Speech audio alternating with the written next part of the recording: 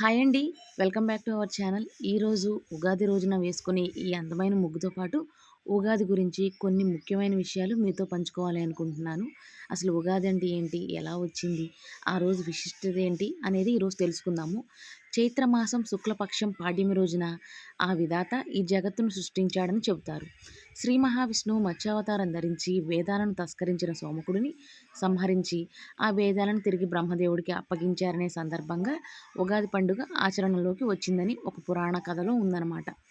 అలాగే చైత్రశుద్ధ పాడ్యమి రోజు సూర్యోదయం వేళలో బ్రహ్మదేవుడు సృష్టిని సృష్టించాడని కూడా అంటారు. అంతేకాకుండా వసంత ఋతువు కూడా చైత్రశుద్ధ పాడ్యమి రోజు నుంచే ప్రారంభమవుతుంది. అందుకే నూతన జీవనానికి నాందిగా నవవషస్సుల ఉగాది పండుగని జరుపుకుంటూ ఉంటారు. ఉగాది అంటే యుగానికి ఆరంభం అని అర్థం. యుగం ప్లస్ ఆది యుగాది. యుగాది కాస్త కాలక్రమంలో ఉగాదిగా మారింది. అలాగే ఒక్కో ఏడాదిలో వచ్చే ఉగాదిని ఒక్కో పేరుతో పిలుస్తారు. ఈ ఏడాది అంటే విశ్వావసునామ సంవత్సరం మార్చి 18వ తేదీతో ముగుస్తుంది.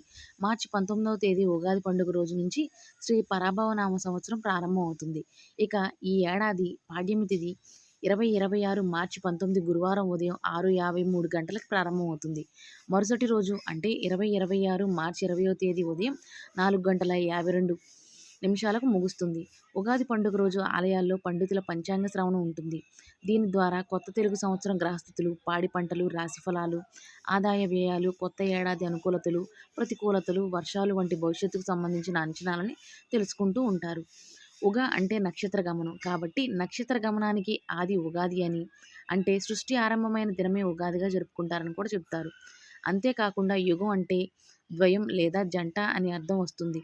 ఉత్తరాయణం దక్షిణాయనం ద్వయ సంయుత యుగం కాగా ఆ యుగానికి ఆది యుగాది, కాలక్రమేణా అది ఉగాదిగా స్థిరపడింది. అంతేకాకుండా తెలుగు ప్రజలే కాకుండా కన్నడ ప్రజలు సైతం ఉగాది పండుగను విశిష్టంగా జరుపుకుంటారు. అలాగే మరాఠీలు కూడా ఈ రోజున గుడిపడ్వాగా, తమిళులు పుత్తాండు అనే పేరుతో, మలయాళీలు విషు అనే పేరుతో, సిక్కులు వైశాఖిగా, బెంగాలీలు పోయిల్లా బైశాఖ్ అనే పేరుతో జరుపుకుంటారు. హిందూ సంప్రదాయంలో ఏ పండుగ చూసినా ప్రకృతితో ముడిపడి ఉంటుంది. అందులోనూ ఉగాది పండుగ అయితే ఏ విధంగా చూసినా ప్రకృతి ఆధారంగానే జరుపుకునే పండుగ. వసంత ఋతువు ఆగమనాన్ని తెలియజేసే ఈ పండుగ ఉగాది పండుగ. ఉగాది పచ్చడి కూడా ఒక ఔషధం లాంటిది. ఉగాది పండుగ రోజు ఏ చెట్టు చూసినా లేత ఆకులతో పచ్చగా కళకళలాడుతూ కనువిందు చేస్తూ ఉంటుంది. ఉగాది పండుగలో ముఖ్యమైనది షడ్రుచుల సమ్మేళనం ఉగాది పచ్చడి. తీపి, చేదు, పులుపు, ఉప్పు, కారం, వగరు కలయికే ఉగాది పచ్చడి. జీవితంలో మనకు ఎదురయ్యే సుఖదుఖాలను ఒకే రీతిలో స్వీకరించాలనే విషయాన్ని ఈ ఉగాది పచ్చడి బోధపరుస్తుంది. అంతేకాకుండా ఉగాది పచ్చడిలో వేసే బెల్లం ఆనందానికి, పచ్చిమిర్చి కష్టానికి, వేప పువ్వు విషాదానికి, మామిడి మాధుర్యానికి, ఉప్పు భయానికి, చింతపండు ఆరోగ్యానికి ప్రతీకలుగా చెబుతారు. ఈ ఉగాది పచ్చడి దివ్య ఔషధం అంటే అతిశయోక్తి కాదు. ఇది వేసవి తాపాన్ని తగ్గించడమే కాకుండా వాతావరణ మార్పుల వల్ల వచ్చే రోగాలను సైతం దూరం చేస్తుందని నమ్మకం. అంతేకాకుండా ఖగోళ శాస్త్రం పరంగా కూడా కొత్త ఏడాదికి ఆరంభం కూడా ఉంది. ఏడాదిలో ఉన్న 365 రోజుల్లో ఒక రోజుకు మాత్రం రాత్రి పగలు సమానంగా ఉంటాయట. ఆ రోజు తర్వాత వచ్చే తొలి పాడ్యమిని ఉగాదిగా జరుపుకుంటారు.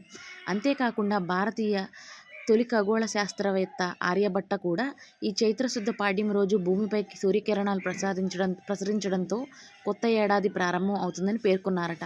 అలాగే మరో ప్రాచీన ఖగోళ శాస్త్రవేత్త అయిన వరహామిహిరుడు కూడా తాను రూపొందించిన పంచాంగాన్ని ఈ చైత్రశుద్ధ పాడ్యమి రోజే ప్రజలకు అంకితం ఇచ్చారట.